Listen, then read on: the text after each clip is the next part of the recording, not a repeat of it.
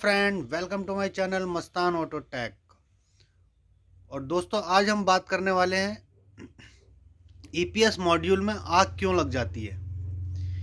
क्या वजह होती है जिसकी वजह से ईपीएस मॉड्यूल हमारे जल जाते हैं, शॉर्ट हो जाते हैं कुछ इस तरीके से। ये यहाँ पर आग लग चुकी है, इसमें भी यहीं पर आग लग चुकी है, इसमें भी आग लग चुकी है।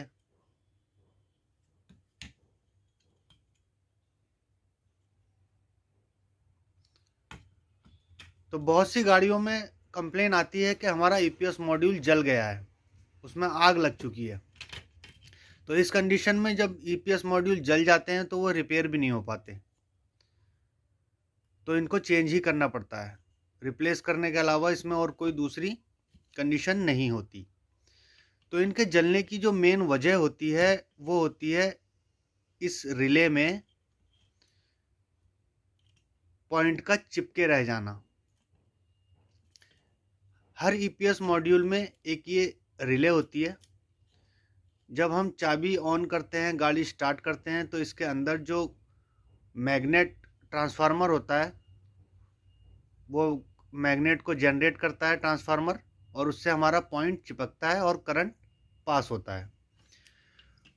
जब ये ख़राब हो जाती है तो होता यह है कि रिले, जब हम स्विच को ऑफ करते हैं तो रिले का पॉइंट हमारा जो चिपका हुआ है स्टार्टिंग के टाइम पर, वो स्विच ऑफ करने के बाद हट जाना चाहिए, लेकिन वो स्विच ऑफ करने के बाद भी चिपका हुआ रह जाता है।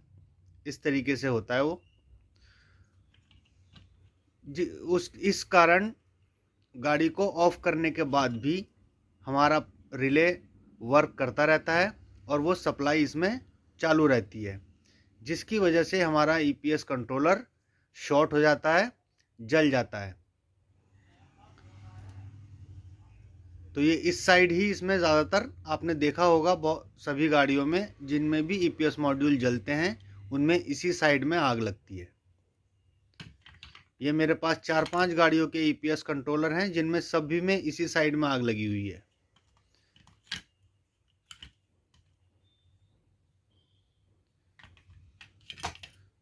इसका पता पहले नहीं चलता है, ये अचानक चलते चलते गाड़ी में कभी भी जल जाती है।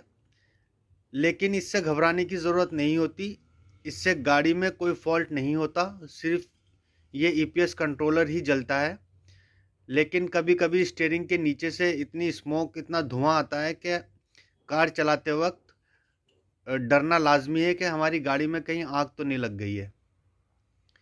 कोई भी इंसान जो गाड़ी चला रहा होगा और उसकी गाड़ी में से धुआं निकलेगा, स्मेल आएगी जलने की, तो कोई भी, चाहे हम ही क्यों ना हो, हमें भी डर लगेगा कि हमारी गाड़ी में पता नहीं क्या हो गया है, कहाँ पर आग लग गई है। तो जिन गाड़ियों में ये स्टीयरिंग कंट्रोल मॉड्यूल जल जाता है उसमें और कोई नुकसान नहीं होता। इसके जलने से गाड़ी में जो फ्यूज़ होते हैं कभी कभी वो नहीं उड़ते, हालांकि उन्हें उड़ जाना चाहिए, लेकिन जब हम ज़्यादा बड़े फ्यूज़, ज़्यादा एम्पियर के फ्यूज़ लगा देते हैं तो वो उड़ नहीं पाते हैं, डिस्कनेक्ट नहीं हो पाते, जिसकी वजह से इनमें कंटिन्यू करंट चालू रहता है और ये पूरा जलकर ही रुकता है।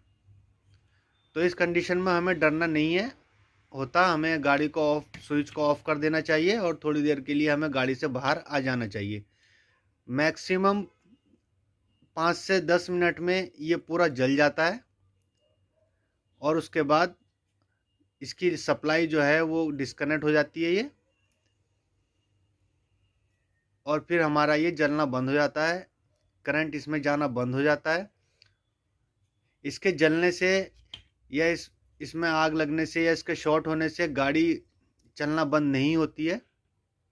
तो आप थोड़ी देर के लिए गाड़ी से बाहर आ सकते हैं अगर कभी ऐसा हो आपकी गाड़ी में, और जब ये धुआं निकलना बंद हो जाए उसके बाद आप अपनी गाड़ी को लेकर किसी मैकेनिक के पास या किसी वर्कशॉप में जा सकते हैं और इसको रिप्लेस करा सकते हैं। इसके साथ साथ इसमें जो कपलर लगते हैं वो भी जल जाते हैं। जो यहाँ पर कपलर लगता है जो यहाँ पर कपलर लगता है वो भी जल जाता है। तो कभी भी अगर आपकी गाड़ी में ऐसा कभी हादसा होता है ईपीएस कंट्रोल मॉड्यूल के साथ, तो आपको ईपीएस मॉड्यूल के साथ में उसका वायरिंग का कपलर भी ज़रूर चेंज कराना होता है। क्योंकि अगर आप कपलर चेंज नहीं कराएंगे तो उसमें जो जलने के बाद प्लास्टिक वगैरह मेल्ट हो जाती है, वो आपको आगे भी प्रॉब्लम करेगी।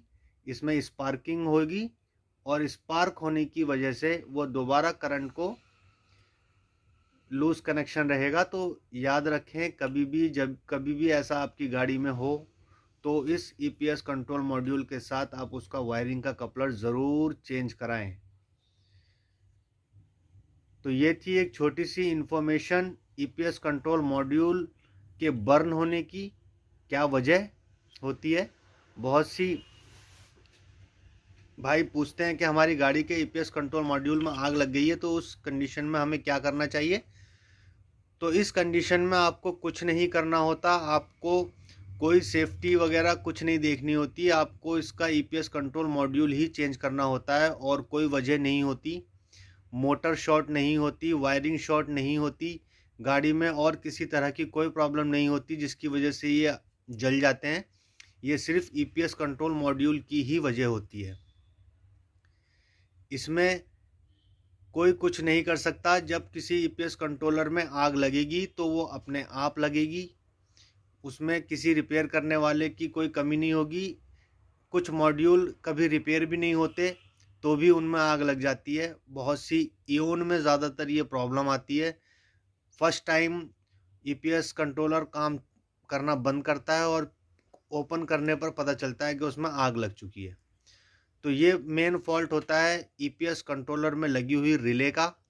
रिले जो स्टार्ट होने के बाद करंट बनाती है जिससे पॉइंट चिपकता है, जो ये मैग्नेट बनाती है उससे पॉइंट चिपकता है, और मैग्नेट जो पॉइंट चिपकाता है वो गाड़ी ऑफ करने के बाद छूट जाना चाहिए अपनी जगह से, लेकिन पॉइंट ना छूटने की वजह से ये चिपका रह जाता है और ईपीएस कंट्रोलर जल जाता है। तो ये थी छोटी सी इन्फॉर्मेशन ईपीएस कंट्रोलर के बर्न होने की क्या वजह होती है। ये सॉकेट कुछ इस तरह से भी जल जाते हैं यहाँ से, तो इसके सॉकेट को हमें याद से चेंज करना होता है।